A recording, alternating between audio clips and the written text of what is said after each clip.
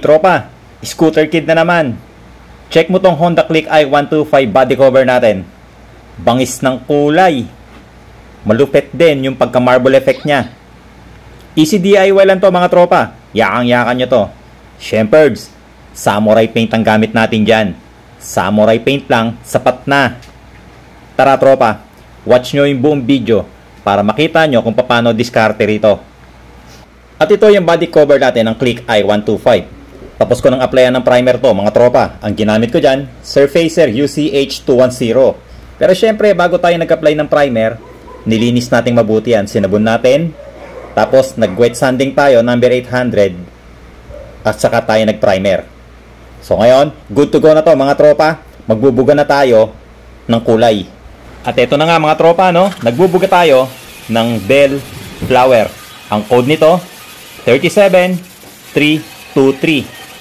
At pinatuyo natin mabuti itong bell flower natin mga tropa. So ngayon, prepare na natin yung gagamitin natin para sa marble effect. Meron tayo dito, plastic wrap. Ang gagawin natin dito sa plastic wrap na to, lulukotin natin to mga tropa, no?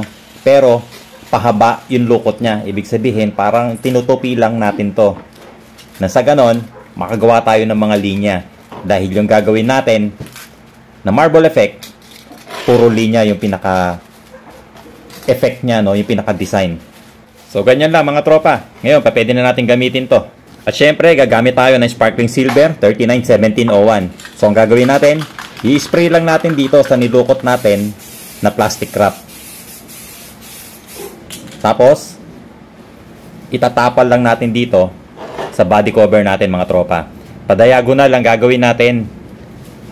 Pupunuin natin to ng isang position lang. Ibig sabihin, puro padiagonal lang, ano. Tapos, pag puno na siya, pasaliwa naman mga tropa. Nang sa ganon, yung mga pattern, para siyang mga X. So, X pattern yung gagawin natin, yung mga linya niya, kabilaan. Easy lang sa inyo to mga tropa, no? So, ganyan lang, paulit-ulit lang mga tropa. Kapag ka nagmintis ka naman dyan, ibig sabihin, merong part na hindi nalagyan, pwede namang balik-balikan yan. So, walang problema mga tropa, no? So, ayan, halos puno na. And then, pakabila naman mga tropa. So, tignan nyo, ayun. Nagsaliwaan na yung mga linya, para na siyang mga X pattern. So, ganyan lang mga tropa, no? Alright. Tapos na to mga tropa. At ito na itsura ng marble effect natin mga tropa. Silipin muna natin ang malapitan bago natin kulayan. So, ito yung itsura nyo. Nakita nyo yung mga linya, kabilaan. So, ang ganda ng effect na ginawa natin, ano? Maganda yung mga linya. At ngayon, nagbubuga na tayo ng blue chill.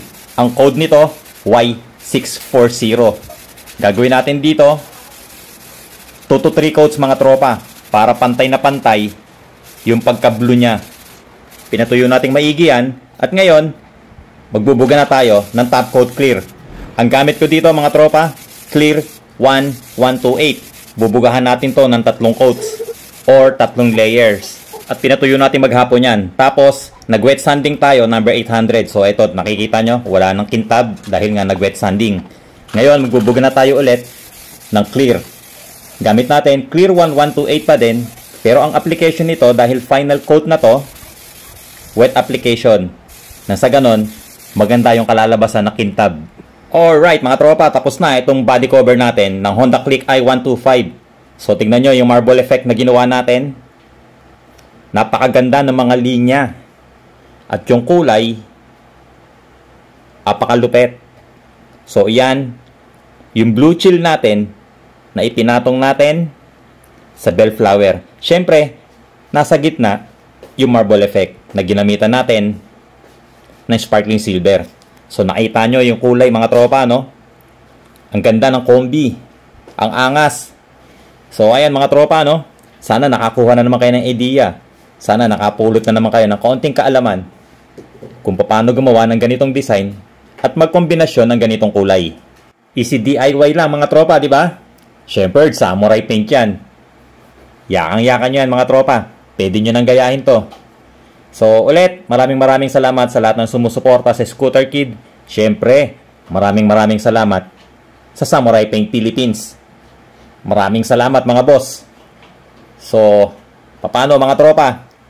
Kita-kits na naman tayo next video. Ride safe palagi. Peace!